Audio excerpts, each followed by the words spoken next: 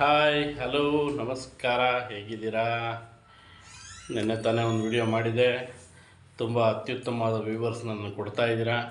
ಮುಂಚೆಗಿನ್ನ ಇವಾಗ ಇನ್ನೂ ಬರ್ತಾ ಇದೆ. ಇನ್ನೂ ನನ್ನ ಸಬ್ಸ್ಕ್ರೈಬ್ ಯಾರು ಮಾಡಿಕೊಂಡಿಲ್ವೋ, ಯಾರು ಲೈಕ್ ಮಾಡ್ತಾಯಿಲ್ವೋ ದಯಮಾಡಿ ಮಾಡಿ. ಹಾಗೆ ಪಕ್ಕದಲ್ಲಿರುವಂಥ ಬೆಲ್ ಐಕನ್ ಅನ್ನೋದು 100% ಒತ್ತಿ. ಈಗ ವಿಷಯ ಏನೆಂದರೆ, ಒಂದು ಪ್ರವಾಸದ ಬಗ್ಗೆ ಒಂದು ಮಾಹಿತಿ ಕೊಡೋಣ ಅಂತ ಬಂದಿದ್ದೀನಿ. ಪ್ಯಾಕೇಜ್ ಟೂರ್ ಬಗ್ಗೆ KSTDC ಅಂತ ಪ್ಯಾಕೇಜು 8 ದಿನಗಳ ಪ್ರವಾಸ. ಇದು ದಕ್ಷಿಣ ಭಾರತ ಪ್ರವಾಸದ ಮಾಹಿತಿ. ಬೆಂಗಳೂರಿಂದ ಕೇರಳ, ತಮಿಳುನಾಡು ಪ್ರಸಿದ್ಧ ಸ್ಥಳಗಳು ಆರಾಮಾಗಿ ಹೋಗಿ ಬರ್ಬೋದು. ಒಳ್ಳೆಯ ಪ್ಲೇಸಸ್ ಇದೆ ಇಲ್ಲಿ. ಇಲ್ಲೇನೆಂದರೆ, ಸಣ್ಣ ಮಾಹಿತಿ ಪ್ರಕಾರ ಕೊಟ್ಕೊಂಡು ಹೋಗ್ತಾ ಇರ್ತೀನಿ. ಮೊದಲನೇ ದಿನ ಬೆಳಗ್ಗೆ 6 ಗಂಟೆಗೆ BMTC ಬಸ್ ನಿಲ್ದಾಣ ಯಶವಂತಪುರದಿಂದ ನಿರ್ಗಮನ. ಬೆಳಗ್ಗೆ 11 ಗಂಟೆಗೆ ತಿರುವಣ್ಣಾಮಲೈ ಆಗಮನ. ಮತ್ತು ಮಧ್ಯಾಹ್ನ 12:30ಕ್ಕೆ ಅರುಣಾಚಲೇಶ್ವರ ದೇವರ ದರ್ಶನ. ಮಧ್ಯಾಹ್ನ ತಿರುವಣ್ಣಾಮಲೆಯಲ್ಲಿ ಊಟ ಮತ್ತು ಚಿದಂಬರಗೆ ನಿರ್ಗಮನ. ಸಂಜೆ 4:30ರಿಂದ 5:30ರವರೆಗೆ ನಟರಾಜನ ದರ್ಶನ, ಅಂದರೆ ಈಶ್ವರನ ದರ್ಶನ. ಸಂಜೆ 5:30ಕ್ಕೆ ಮತ್ತು 7:30ಕ್ಕೆ ತಿರುವನಲ್ಲಾರ್ ಶನೇಶ್ವರ ದೇವಸ್ಥಾನ ಇರುತ್ತೆ, ಆ ದೇವರ ದರ್ಶನ. ಮತ್ತು ಅಲ್ಲೇ ರಾತ್ರಿ ಹಾಲ್ಟ್ ಆಗುವಂಥ ಒಂದು ಸೂಚನೆ ಕೂಡ ಅವತ್ತಲ್ಲೇ ಇರುತ್ತೆ. ಮೊದಲನೇ ದಿನದ್ದು. ಮತ್ತು ಎರಡನೇ ದಿನ ಬೆಳಗ್ಗೆ ಎದ್ದ ಮೇಲೆ 5:15ಗೆ ತಿರುವನಲ್ಲಾರಿಂದ ನಿರ್ಗಮನ. ಅಲ್ಲಿಂದ ಬಿಟ್ಟು ಬೆಳಗ್ಗೆ 7:30ರಿಂದ 8:45 ಒಳಗೇ ಕುಂಭಕೋಣಂನಲ್ಲಿ ಕುಂಭೇಶ್ವರ ದರ್ಶನ ಮತ್ತು ಉಪಹಾರ. 8:45ಕ್ಕೆ ತಂಜಾವೂರಿಗೆ ನಿರ್ಗಮನ. ಅಲ್ಲಿ ಬ್ರಹ್ಮದೇವೀಶ್ವರ ದರ್ಶನ. ಬೆಳಗ್ಗೆ 11 ಗಂಟೆಗೆ ಶ್ರೀರಂಗ ತೆರಳಿ ಮಧ್ಯಾಹ್ನ ರಂಗನಾಥ ಸ್ವಾಮಿ ದರ್ಶನ ಮತ್ತು ಊಟ. ಮಧ್ಯಾಹ್ನ 2:30ಕ್ಕೆ ಮಧುರೆ ಪ್ರಯಾಣ. ಮತ್ತು ಸಂಜೆ 5:30ಕ್ಕೆ ಮಧುರೆ ಮೀನಾಕ್ಷಿ ಸುಂದರೇಶ್ವರ ಸ್ವಾಮಿ ದೇವರ ದರ್ಶನ ತಗೊಂಡು ಅಲ್ಲೇ ರಾತ್ರಿ ಹೋಟ್ಲಲ್ಲಿ ಮಲಗುವಂಥ. ಮತ್ತು ಮೂರನೇ ದಿನ ಹೆಂಗಿರುತ್ತೆ ಅಂದರೆ, ಆವತ್ತಿನ ಒಂದು ವಿಶೇಷ ಏನಂತ ಹೇಳ್ಬಿಡ್ತೀನಿ.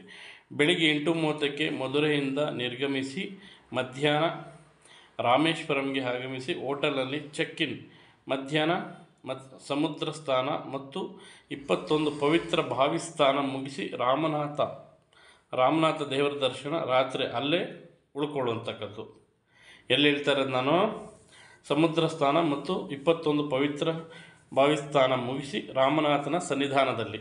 ಜ್ಞಾಪನ ಆಯ್ತಾ? ಅರ್ಥ ಮಾಡ್ಕೊಳ್ಳಿ. ಮತ್ತು 4ನೇ ದಿನ ಬೆಳಗ್ಗೆ 5ರಿಂದ 6 ಗಂಟೆಗೆ ಸ್ಫಟಿಕಲಿಂಗ ದರ್ಶನ. ತಿರಂಚೂರಿಗೆ ನಿರ್ಗಮನ. ಬೆಳಗ್ಗೆ 11ರಿಂದ 12:30ರವರೆಗೆ ಶ್ರೀ ಸುಬ್ರಹ್ಮಣ್ಯ ಸ್ವಾಮಿ ದೇವಸ್ಥಾನಕ್ಕೆ ಭೇಟಿ ಮತ್ತು ಊಟ. ಅಲ್ಲಿಂದ ಮಧ್ಯಾಹ್ನ 1 ಗಂಟೆಗೆ ಕನ್ಯಾಕುಮಾರಿಗೆ. ಸಂಜೆ 4:15ರಿಂದ 6 ಗಂಟೆವರೆಗೆ ಸೂರ್ಯಾಸ್ತ ಸವಿದು ಕನ್ಯಾಕುಮಾರೇಶ್ವರಿ ದೇವಸ್ಥಾನಕ್ಕೆ ಭೇಟಿ. ರಾತ್ರಿ ಹೋಟೆಲ್ನಲ್ಲಿ ಅಲ್ಲೇ ಮಲಗುವಂಥಕ್ಕದ್ದು. ಯಾವತ್ತು ಎಷ್ಟನೇ ತಾರೀಕು ಹೇಳ್ತಾರೆ ನಾನು? 4ನೇ ದಿನ. ಮತ್ತು ಮತ್ತೆ 5ನೇ ದಿನ ಹೇಳ್ತಾ ಇದ್ದೀನಿ. ಬೆಳಗ್ಗೆ 6ರಿಂದ 7ರವರೆಗೆ ಸೂರ್ಯೋದಯ ವೀಕ್ಷಣೆ ಮತ್ತು ಉಪಚಾರ.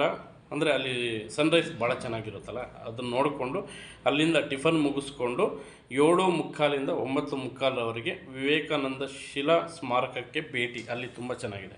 ಆ ಬಳಿಕ ಸುಜೇಂದ್ರಕ್ಕೆ ನಿರ್ಗಮನ. 11:15ರಿಂದ 11:30ರವರೆಗೆ ಸಾತುಮಲೈ ದೇವರ ದರ್ಶನ. 12:30ರವರೆಗೆ ಊಟದ ವಿರಾಮ. ಆ ಬಳಿಕ ಕೋವಲಂ ಬೀಚ್ಗೆ ನಿರ್ಗಮನ. ಮಧ್ಯಾಹ್ನ 3:30ರಿಂದ 4:30ರವರೆಗೆ ಕೋವಲಂ ಬೀಚ್ಗೆ ಭೇಟಿ ಕೊಟ್ಟು ಅಲ್ಲಿಂದ ಕೇರಳದ ರಾಜಧಾನಿ ತಿರುವನಂತಪುರಂಗೆ ನಿರ್ಗಮನ. ಸಂಜೆ 5:30ರಿಂದ 6:30ರವರೆಗೆ ಅನಂತ ಪದ್ಮನಾಭ ದೇವಸ್ಥಾನ ದರ್ಶನ ಮುಗಿಸಿ ರಾತ್ರಿ ಹೋಟೆಲಲ್ಲೇ ಹಾಲ್ಟ್ ಆಗುವಂಥಕ್ಕದ್ದು. ಅನಂತ ಪದ್ಮನಾಭ ದೇವಸ್ಥಾನ ಅಂದರೆ ಭಾಳ ಅದ್ಭುತವಾದ ಒಂದು ಸನ್ನಿಧಾನ. ಭಾಳ ಅದ್ಭುತವಾಗಿ ಅಯ್ಯಪ್ಪ ಹೇಗೆ ಮಲಗಿದ್ದಾನೆ ಅಂದರೆ, ಅದು ನೋಡೋದಕ್ಕೆ 2 ಕಣ್ಣು 200% ಸಾಲದು. ತುಂಬ ತುಂಬ ತುಂಬ ತುಂಬ ತುಂಬ ಚೆನ್ನಾಗಿದೆ. ಒಂದು ಸಲ ಭೇಟಿ ಕೊಡಿ, ತುಂಬ ಚೆನ್ನಾಗಿದೆ. ನನಗಂತೂ ನಾನೊಂದು 3-4 ಟೈಮ್ಸ್ ಹೋಗಿದ್ದೀನಿ ನಾನು. ತುಂಬ ಚೆನ್ನಾಗಿದೆ ಸ್ನೇಹಿತರೆ. ಹಾಗೆ ವಿಷಯಕ್ಕೆ ಬಂದುಬಿಡ್ತೀನಿ. ಬೆಳಗ್ಗೆ ಮತ್ತು 6ನೇ ದಿನ, 5ನೇ ದಿನದ್ದು ಅದಾಯಿತು. 6ನೇ ದಿನ ಬೆಳಿಗ್ಗೆ 5:30ಕ್ಕೆ ಕಾಲಡಿ ಪ್ರಯಾಣ. ದಾರಿಯಲ್ಲಿ ಉಪಹಾರ ಮುಗಿಸಿ ಮಧ್ಯಾಹ್ನ 12:30ಕ್ಕೆ ಕಾಲಡಿಗೆ ಆಗಮನ. ಮಧ್ಯಾಹ್ನ 12:30ರಿಂದ 1 ಗಂಟೆಗೆ ಆದಿಶಂಕರಾಚಾರ್ಯರ ಆಶ್ರಮ, ಅಂದರೆ ಜನ್ಮಸ್ಥಳ ಅವ್ರದ್ದು, ಅಲ್ಲಿ ಇರುವಂಥಕ್ಕದ್ದು.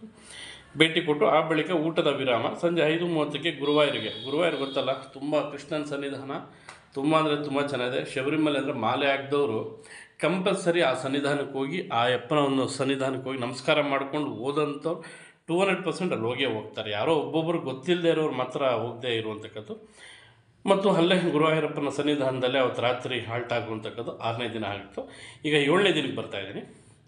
7ನೇ ದಿನ ಬೆಳಗ್ಗೆ 6:30ಕ್ಕೆ ಪಳನಿ ನಿರ್ಗಮ ಮತ್ತು ದಾರಿಯಲ್ಲಿ ಉಪಚಾರ ಮುಗಿಸಿ ಮಧ್ಯಾಹ್ನ 12:30ರಿಂದ 2:30ಕ್ಕೆ ಪಳನಿಯ ಸುಬ್ರಹ್ಮಣ್ಯೇಶ್ವರ ಸ್ವಾಮಿ ದೇವಸ್ಥಾನ ದರ್ಶನ. ಬಳಿಕ ಊಟದ ವಿರಾಮ ಸಂಜೆ 5:30ಕ್ಕೆ ಕೊಡೆಕೆನಾಲ್ ತಲುಪಿ ರಾತ್ರಿ ಅಲ್ಲೇ ಮಲಗುವಂಥದ್ದು. ಎಲ್ಲಿ? ಕೊಡೆಕೆನಾಲಲ್ಲಿ. ಅಂದರೆ ಪಳನಿಯ ಸುಬ್ರಹ್ಮಣ್ಯ ಸ್ವಾಮಿ ಬಹಳ ಅಂದರೆ ತುಂಬ ಚೆನ್ನಾಗಿದೆ. ಆ ಸ್ಥಳ ಕೂಡ ಬೆಟ್ಟದ ಮೇಲೆ ಇರುವಂಥಕ್ಕದ್ದು. ಸ್ವಲ್ಪ ಮೆಟ್ಲುಗಳು ಹತ್ತಬೇಕು, ಆರಾಮಾಗಿ ಹೋಗ್ಬೋದು. ಆಗಲ್ಲ ಅಂದರೆ ಇದಿದೆ, ಅದು ಟ್ರೈನ್ ಇದೆ ಅಲ್ಲಿ ಮೇಲಕ್ಕೇ, ಆರಾಮಾಗಿ ಹೋಗ್ಬೋದು ನೀವು.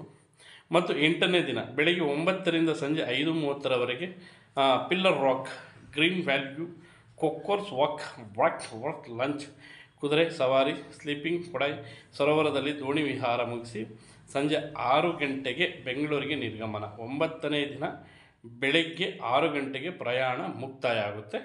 ಅಂದರೆ ಇದರ ಟೋಟಲ್ ಖರ್ಚು ನಿಮಗೆ ಎಷ್ಟು ಬರುತ್ತೆ ಅಂತ ಹೇಳ್ಬಿಡ್ತೀನಿ ನಾನು.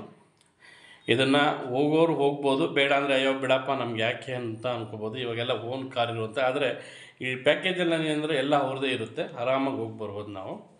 ನೋಡಿ, ಇದು ವೆಚ್ಚ ಎಷ್ಟಾಗ್ಬೋದು ಅಂತ ನಾನು ಹೇಳ್ತಾ ಇದ್ದೀನಿ ಲಾಸ್ಟಲ್ಲಿ ನಿಮಗೆ.